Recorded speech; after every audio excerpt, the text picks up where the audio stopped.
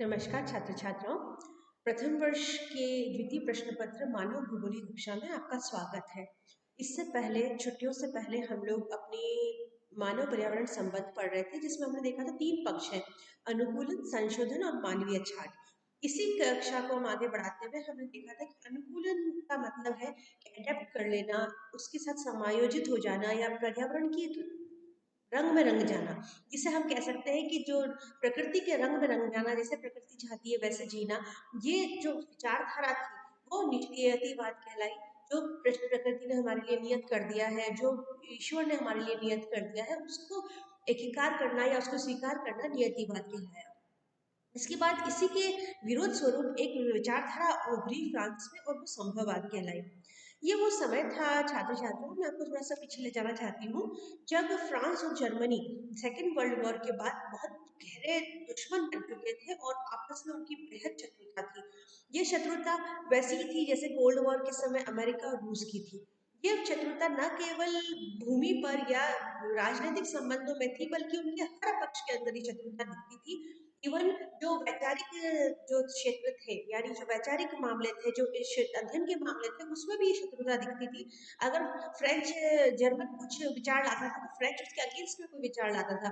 अगर जर्मन कोई सिद्धांत प्रतिपादित करता था तो उसका कार्ड फ्रांस प्रस्तुत करता था, और फ्रांस कोई सिद्धांत लाता था तो उसके अगेंस्ट कोई सिद्धांत जर्मन प्रस्तुत करता था। तो इस तरह की जो वैचारिक उनके बीच में शत्रुता हो चुकी थी, यानी ऐसी शत्रुता जो हर स्तर पर नजर आने लगी थी, उस शत्रुता के कारण, उस शत्रुता की वजह से भी ये इस विचार को बहुत ज्यादा बल मिला। नियतिवाद के अगेंस्ट में एक विचार आया जिसको संभववाद कहा गया, जिसमें प्रकृति के साथ साथ मनुष्य की ताकत को भी बहुत महत्वपूर्ण माना गया, और उसमें मनुष्य के प्रयासों और प्रयत्नों को महत्व दिया गया कि मनुष्य एक निर्जीव या पेड़ पौधे और जीव जंतु समय तक की तरह का प्राणी नहीं है।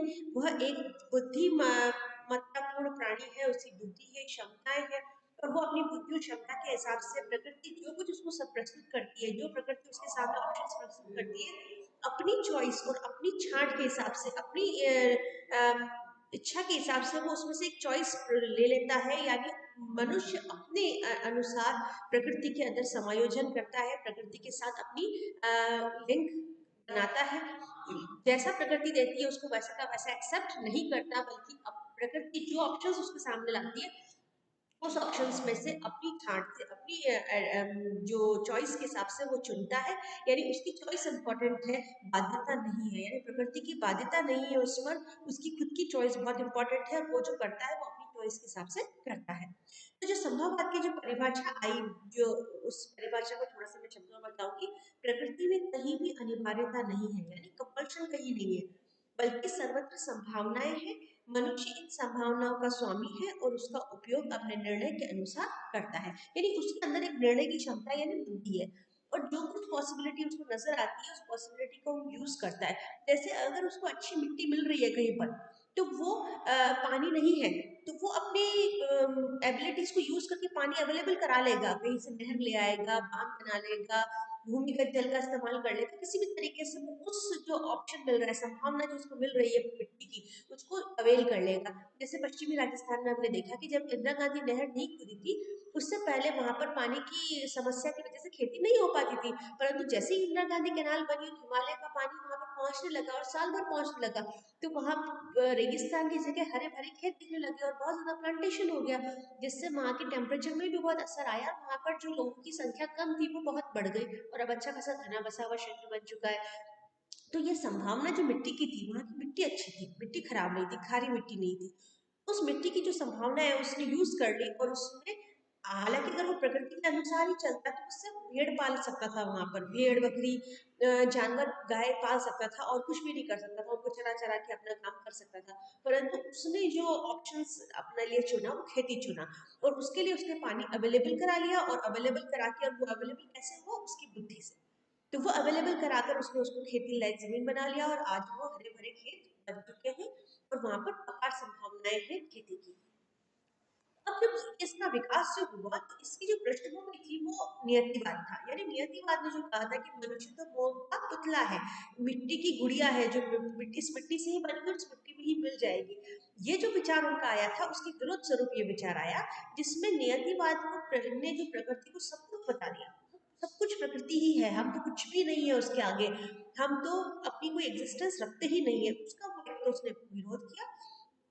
फिर ये वो समय था जब पश्चिम में विकास की बहुत अच्छी लहर चल रही थी। अमेरिका, यूरोप, ऑस्ट्रेलिया, न्यूजीलैंड जैसी नई नई जगहों का विकास हो चुका था और उन्होंने आश्चर्यजनक प्रगति की थी।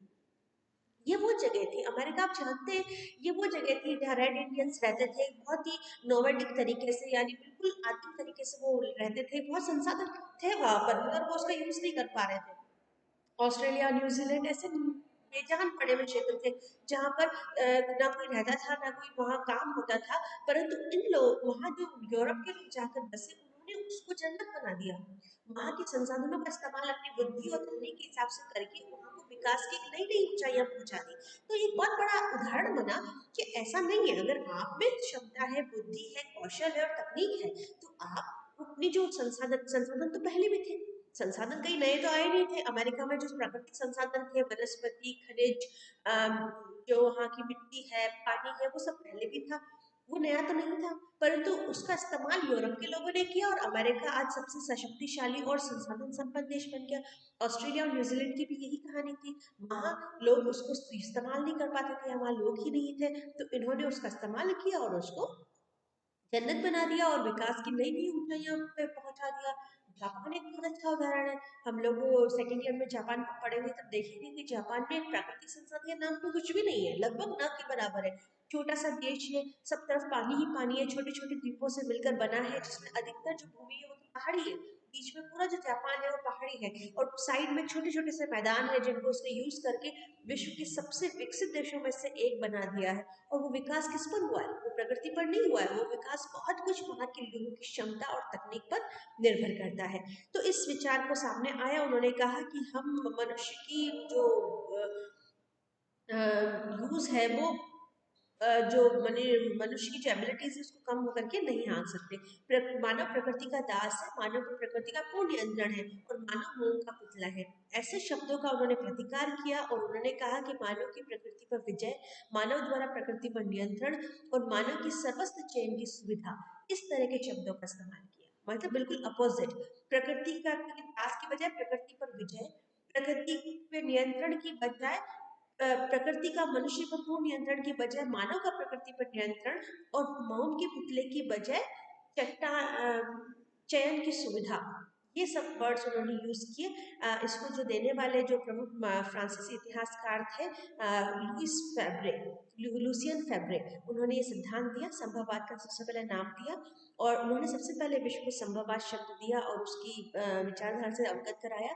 उन्होंने कहा प्रकृति में सर्वत्र संभावनाएं हैं, मनुष्य इन संभावनाओं का स्वामी है तथा उसका उपयोग अपने निर्णय के अनुसार करता है, अपनी एबिलिटीज और अपने चॉइस के हिसाब से करता है। प्रकृति मनुष्य को किसी निश्चित मार्ग पर चलने को बाध्य नहीं करती, वह मनुष्य को अनेक अवसर प्रदान करती है जिसका चयन मनुष्य स्वतंत्र रूप से कर सकता है, यानी आपके पास चॉइसेस है, आप जैसे चाहो वैसा कर सकते हो। इसी चीज को उन्होंने अपनी बुक लिखी थी, जोग्राफिकल इंट्रोडक्शन टू हिस्ट्री। उन्होंने अपनी इस बुक में फेब्रे ने कहा था मानव एक भौगोलिक दूत है, पशु नहीं है। ये बहुत बड़ी बात है, एक भौगोलिक दूत है, पशु नहीं है। वह सर्वत्र पृथ्वी की रचना की विवेचना में उन परिवर्तनशील भौगोलिक अभिव्यक्तियों के समन्वय ढूंढने में योग देता है जिनका अध्ययन करना भूगोल का एक महत्वपूर्ण कर्तव्य है।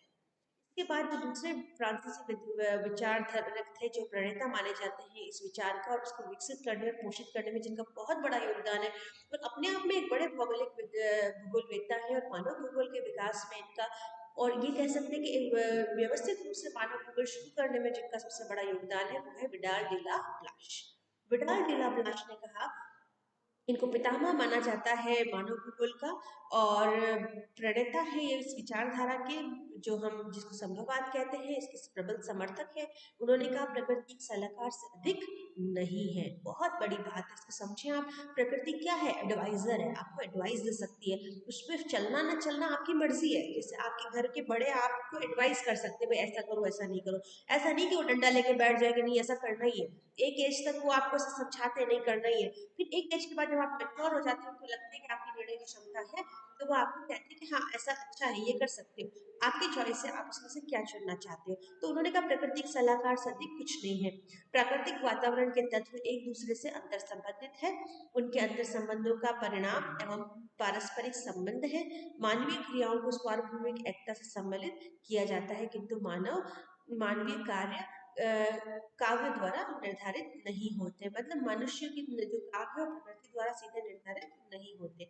ब्लाच ने कहा प्रकृति सीमाएं निर्धारित करती है तथा मानव अधिवास हेतु संभावनाएं प्रदान करती है, यानी हम वहाँ रह सकते हैं, इसकी पॉसिबिलिटी वो हमें देती है, परंतु परिस्थितियों में मानव की प्रतिक्रिया होगी तथा वह कैसे समायोजन स्थापित करेगा यह उसकी जीवन पद्धति पर निर्भर करता है।